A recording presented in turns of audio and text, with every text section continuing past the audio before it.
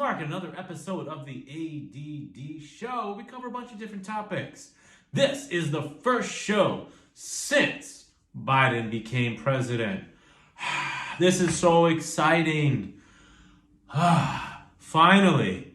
It seemed like this day would never come. But ever since it did, I'm relaxed.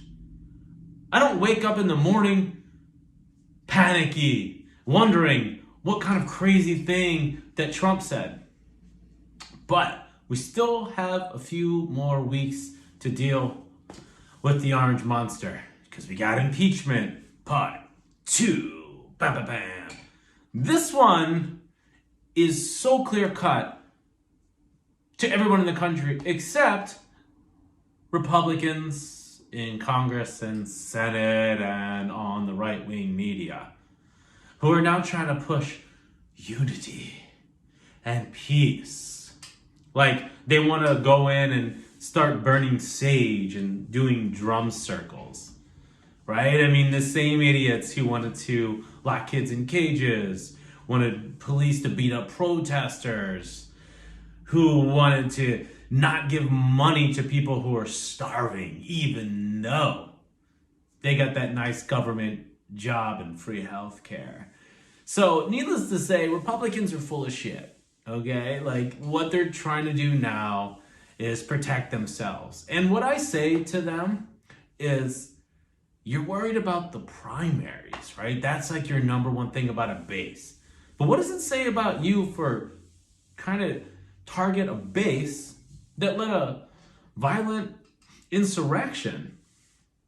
Are those the people you want to target? Now, obviously, a lot of those people are going to end up in jail, hopefully for a long time, and they won't be part of the people voting. But there's a lot of people who supported what they did. How do we know that? Because these guys are letting him off the hook, right-wing media, and you see it in some of the circles. They think those guys are patriots. Another example, Kyle Rittenhouse. How many people were excited that he is out and he got bailed, right? There was pictures of him a couple weeks ago drinking, throwing the white power sign around and doing some other crazy stuff. And then the judge said, you can't be out drinking underage. Like, that's it. Killing people, sure, that's fine. Again, the same group of people that the Republicans want are right there.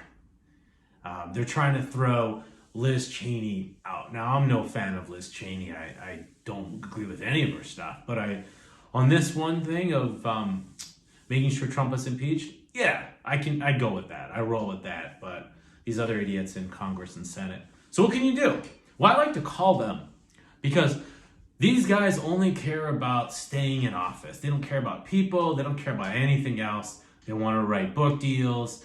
They want to swindle people. That's all they are. They're disgusting carpetbagger political climbers, and that's all they are. So if you call them up, don't do anything threatening, but put them in their place because they're not doing what they're supposed to be doing. They're an embarrassment to this country. They're an embarrassment to the institutions themselves, their families, their legacy. Just everything about them is rotten to the core.